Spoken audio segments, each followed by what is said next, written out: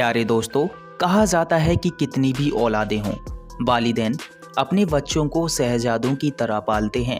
लेकिन सारे बच्चे मिलकर भी अपने वालिदैन को नहीं पाल पाते, बल्कि बुढ़ापे में उन पर जुल्म करते हैं।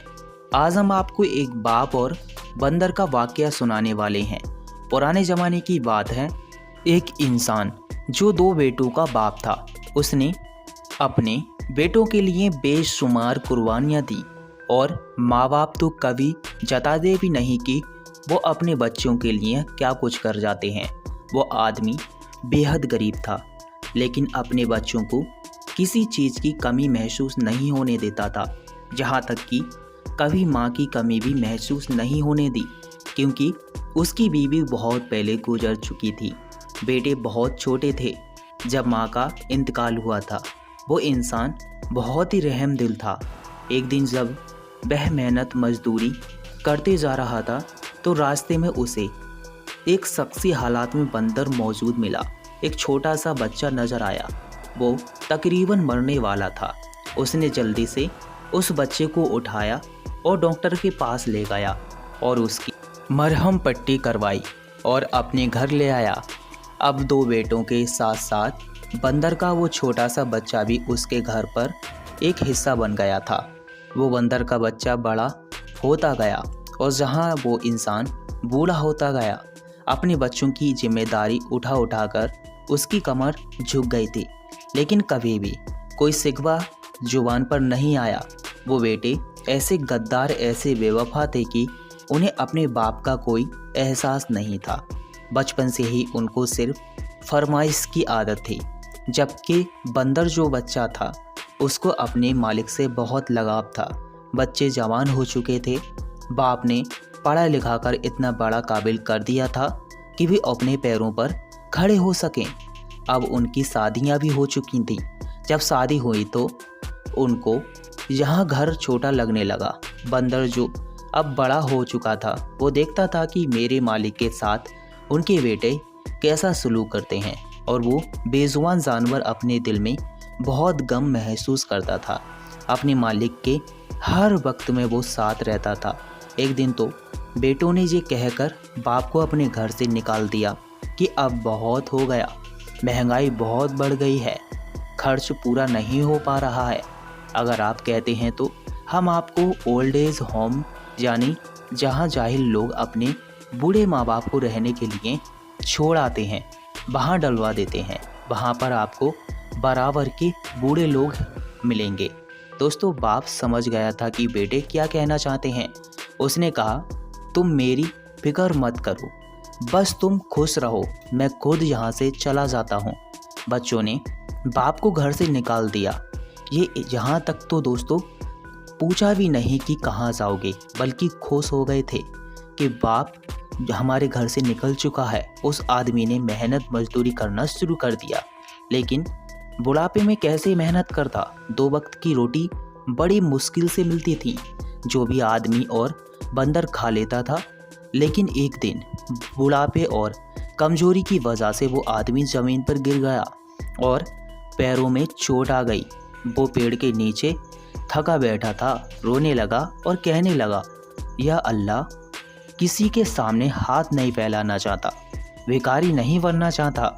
उम्र भर मैंने मेहनत मजदूरी करके हालात काफ़ी ज़्यादा अपने सही किए हैं। रोते रोते वो अपने बंदर को देखने लगा। ऐसा लग रहा था कि जैसे वो उस बंदर से कुछ कहना चाह रहा हो। वो उसकी दिल की बात सुन भी रहा था। आखिर वो बंदर काफ़ी ज़्यादा समझदार था। अब वो आदमी धीरे धीरे अंधा हो गया। उस बंदर ने बेवफाई नहीं की, चाहत तो की, अपने मालिक को वहीं छोड़कर चला जाता। लेकिन उसे अपने मालिक के एहसास याद थे। बंदर उनकी लाठी बन गया था। वो सड़क पार करता, कहीं भी जाना होता तो अपने मालिक को वो ले जाता। उस बंदर को उस बूढ़े आदमी ने बहुत सारे करतब दिखाए हुए थे। ऐसा कहा जाता है कि वो करतब उसे सिखाते भी रहते थे। वो बंदर किसी सर्कस का माहिर जानवर हो चुका था। उस बंदर ने दोस्तों यही हरकत करना शुरू कर दिया। लोग जो करीब से गुजर रहे थे, वो बंदर की हरकत देख करके हंसने लगते थे, उन्हें पैसा देना शुरू कर दिया था और यूं बंदर खुश हो जाता था। हर कोई गुजरने वाला उसे पैसे देने लगा। जो पैसे भी उसको मिलते जा करके वो अपने मालिक को ला कर दे देता। अब वो इस तरीके से तय होता था कि वो 2 वक्त की रोटी आसानी से खा लेते थे, रहने का ठिकाना भी मिल जाता था। वो बंदर बहुत सही था, अपने मालिक के दिल के हर बात को समझता था। और मज़े की बात तो ये भी थी, वो हर कर्तव्य को बहुत ही अच्छे से निभाता था। पूरे इलाके में उसका नाम मशहूर हो गया था। ये कर्तव्य दिखाने वाला बंदर है। एक दिन उस बंदर पर एक सर्कस के मालिक की नज़र पड़ गई। बहुत अच्छे तरीके से वो कर्तव्य दिखा रहा था। लोग जमा होकर उसको देख रहे थे और शहर में मेला लगा हुआ था और बहुत बड़ा सर्कस भी वहाँ पर लगा हुआ था। सर्कस के मालिक ने जब बंदर को इतने बेहतरीन तरीके से अपने हाथ हिलाते हुए, उछलते हुए, कूदते हुए देखा तो सोचा कि मैं इस बंदर को अपने सर्कस में बाकी जानवरों के साथ शामिल कर लेता हूँ। दोस्तों, वो सर्कस का मालिक बूढ़े आदमी के पास आया और कहा कि ये बंदर आपका है? उन्होंने कहा हाँ मेरा है। उन्होंने कहा मेरा प्यारा सा बंदर है, मेरे साथ रहता है, मेरे बुढ़ापे का सहारा है। सर्कस के मालिक ने कहा पूरी बात उसको बता दी और कहा कि आप अपने बंदर को मेरे सर्कस में काम करने देंगे? अच्छा, क्या लोगे? तो दोस्तों, आप दोनों को रहने के लिए जगह भी दूंगा और आप यूँ जो सड़कों पर भटक रहे हैं, कोई ठिकाना आपका नहीं है, आपको जगह भी मिल जाएगी। आपके शहर में ही नहीं बल्कि बड़े बड़े मुल्कों में हम जाते हैं, हमारा सर्कस बहुत बड़ा है। सोच लो, आपको बहुत अच्छा ऑफ़र दे रहा हूँ। अब जो बूढ़ा आदमी था उसने कहा अब इससे ज़्यादा बेहतरीन बात और क्या हो सकती है। अब वो दोनों सर्कस में शामिल हो गए थे। सर्कस में बंदर को नए नए करतब सिखाया करता था। एक मर्तबा शहर में मेला लगा हुआ था, बहुत बड़ा मेला था। दूर दूर से अमीर लोग आ रहे थे, बंदर के करतब देख रहे थे, खड़े होकर तालियां बजाने लगे। सर्कस के मालिक ने बंदर को कंधे पर उठा लिया और कहने लगा इसने तो आज हमारे सर्कस की शान निराली कर दी। दोस्तों, उन्हें देखने वाले लोगों में से उस बूढ़े अंधे आदमी के बेटे भी बैठे हुए थे जो अपनी बीवी बच्चों के साथ मेला देख रहे थे।